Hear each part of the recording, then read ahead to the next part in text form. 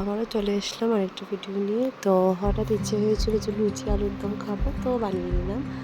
এখানে আমি লুচি মাখাটা মেখে নিলাম। তারপর আমি আজকে নিরামিষ আলুর দম না, আমি বানিয়েছি আমিষ আলুর দম। মানে হচ্ছে আমি আজকে পেঁয়াজ রসুন এই সব কিছু দিয়ে আমি আলুর দমটা করেছি। তো আলুর দমের জন্য আমি এখানে সব কিছু নিয়ে নিয়েছি,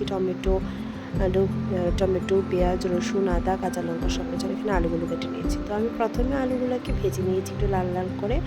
তারপর আমি ওইগুলো একটা পেস্ট তৈরি করেছি। তো দেখতে থাকো সামনে।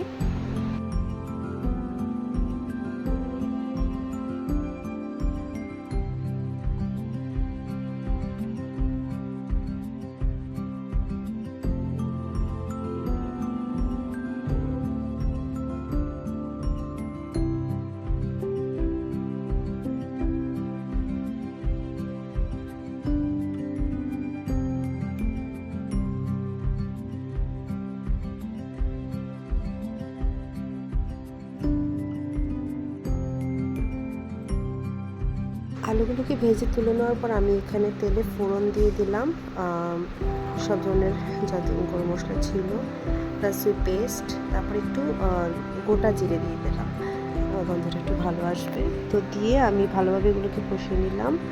তারপর আমি এর মধ্যে সব ধরনের গুঁড়ো মশলা যত ছিল দিয়ে দিলাম।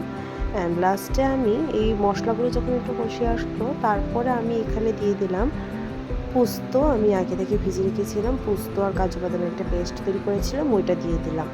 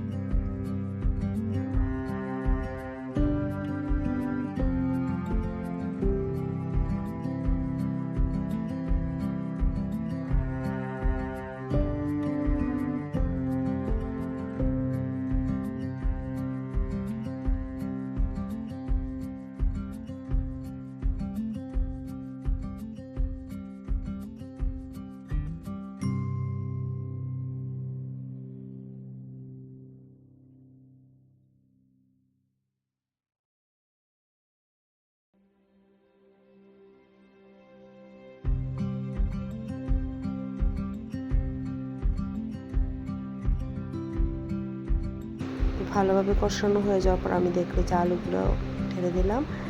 এবার নেড়ে চেড়ে একটু তেল ছাড়লে মশলাটা একদম আলুগুলো ভাজা ভাজা হলে আমি এখানে সামান্য পরিমাণ জল দিয়ে দিলাম। তারপর নামানোর আগে একটু ঘি আর মশলা দিলাম। হ্যাঁ, আর একটু মিষ্টি দিতে ভুলবে না, চিনি একটু দিয়ে দেবে, তাহলে টেস্টটা খুব ভালো আসছে। তো এটা করার পর ভাবলাম যে লুচি আলুর দম সাথে আর কিছু হলে ভালো হয়। তো হঠাৎ করে ঘরে দুধ ছিল, তো তা দিয়ে বানিয়ে নিলাম একটু সেমাই। তো এটা আমি পুরোপুরি দেখাইনি। তো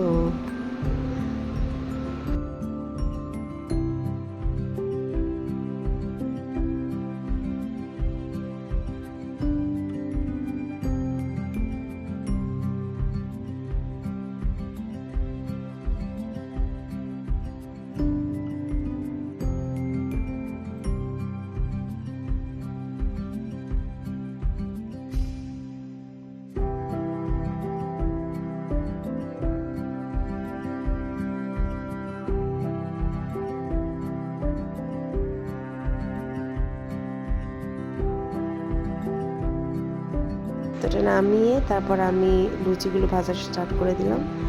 লুচি ভাজা শেষ করে তারপর আমি আমার সেমাইটা বানিয়ে নিয়েছি।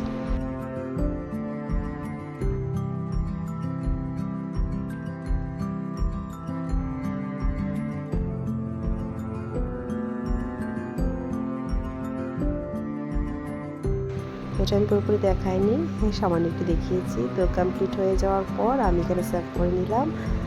আমাদের ডিনার ছিল এটা, লুচি, আলুর দম আর সাথে সেমাই। ভালো লাগলো। নেক্সট আবার দেখা হবে। টাটা।